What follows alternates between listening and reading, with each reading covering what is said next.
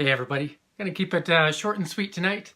Not a ton of activity on Kickstarter today, but did get a chance to bring a game out to one of the major cities in Alberta, in Edmonton, and was able to run through a full demo of the game with a person who's gonna actually bring the demo or the prototype over to Gamma. And Gamma is actually starting on Monday, so it'll be nice to see that game get some exposure in the major game world where there's a ton of publishers and game enthusiasts, and that's in Reno, Nevada.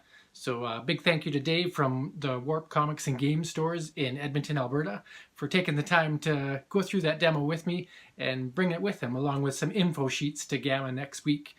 So that'll be great to see that alive. When I get some information about the couple of podcasts, I'll let you know. There's actually one new podcast I'm hoping to be part of tomorrow with Blake Lively, I think it is, from the Gamer Leaf. So another opportunity to spread the word and talk a little bit more about the game, and maybe some other listeners will hear about that. Today we're going to talk about the reward cards in a little bit more detail about the different types and icons. So stay tuned for that, and we'll talk a little bit more tomorrow. Thanks for watching.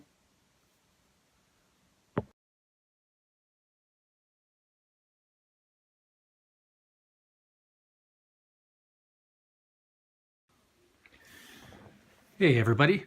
So today we're talking about the reward cards, which is basically equipments and treasure that you will encounter in the reward deck in Legends of Novus. I'm going to talk about each type and how it might be useful to you. To start with, we'll talk about the item type. So items represent the 4 different corners. You can have up to 4 items at any given time, keeping in mind that items also include a place where you place your animal allies if you're a druid or acquire one in another way. First type of item is the class restricted one. So there's one for each base class. There's a holy symbol, a warhorse for the fighter, nature's supplies for the druid, a spell book for the wizard, and trickster's coins for the thief. So even though each unique class has their own abilities, they could also earn one of these pieces of equipment which enhance or supplement what they're already good at. From the wizard, it gives them a different option to discard further cards. For the trickster's coins, it enhances the thief's ability to sell. The holy symbol makes her even more powerful against demons and undead.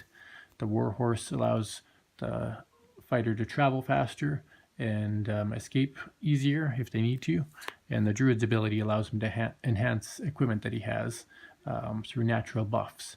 So those are 5 examples of items that you could put on the corners of your equipment if you match that class. Next up are the foot items. There's not many of these right now, but there's a potential to expand more later on. Right now there's just a pair of leather boots, leather bracers, and shin guards, and they give a minor increase to your combat bonus. Potentially there could be boots of speed, or there could be boots of flight, or some kind of special anklet. There's other things that could be created for that. Next are defensive hand items. So defensive hand items will add to your combat just like weapons, but some of them have greater restrictions, like a small shield couldn't be used as much by a wizard, but something like a pair of gloves could be. So those will go in one of your hand slots. The other hand slot item are the weapon items. And so with these weapons, there's different types. You'll see that there's bladed weapons or that there's blunt weapons, and that's not referred to very often in this game, but I wanted to make sure that was on there should there be more intent put on it in the future. The key part is knowing that if there's a class restriction, as talked about in prior videos, a character can only equip it if they match at least one of those classes. And again, there's one-handed and two-handed weapons. So 2 assassin's blades versus a single dagger. You need 2 hands to equip a mighty spirit hammer, and you can only be a priest because it's a religious item. So many different item types: slashing, bludgeoning, piercing, and certain cards, even though they're not restricted, may give classes a bonus. For example, the short sword, if you're a fighter, you gain an additional combat, but still anybody can use it to get 1 combat. And you'll notice on all of the reward cards that they all have gold piece values on the bottom right. And that means if you're in a city, you can sell it for that much gold, because sometimes you may not want or need that equipment, and you may find a better use to get gold to earn experience or buy new cards. Next up is the base armor. So the center of your character sheet will be your body armor section, and depending on your class, you may gain bonuses, like a thief gains a bonus for wearing leather armor. If you're not an advanced class, you could suffer from wearing full plate because you're not accustomed to it. A cloak of concealment could be worn with another piece of body armor, but still offers a bonus of its own. And again, class restrictions. So the wizard's robe or the rogue's plate, they may prevent certain classes from using it. So that goes on the body section. Next up is the head section. So different kinds of helmets, magical helmets, helmets that are for wizards and thieves, helmets that anybody can use, and that's an old icon there, but those go on the head icon of your character sheet. Next up are magical items that are not single use, so that includes a plethora of rings. So there's 4 different ring types right now for Legends of Novus, or a crown, or a belt, or a brooch, and they give you abilities that you may not otherwise be able to gain. So additional travel, the ability to sift through the top of a deck, or re-roll dice, and those can all help you in your quest to become a Legend of Novus.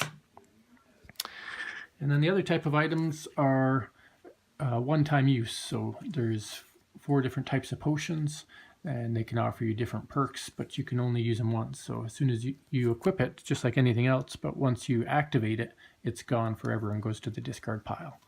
And then there's 3 scrolls that do the same thing. You can put them on your sheet if you don't want to use them now, but you don't want them in your hand. But once you use them, they disappear and their effect occurs.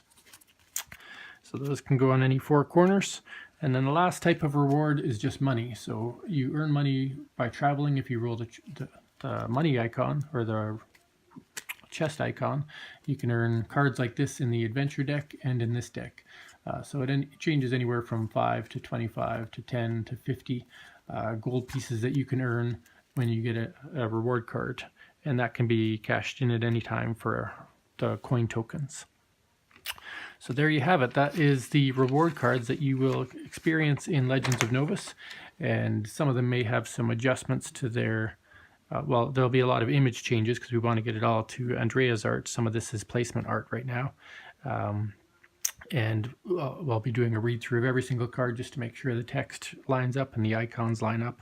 I've done that multiple times already, but human error always leaves a chance to improve, and we want to make sure we deliver the best game we can to you. So we'll be re-looking through every single card in the game and the reward deck and every other deck. All right, so thank you for watching the rewards for Legends of Novus.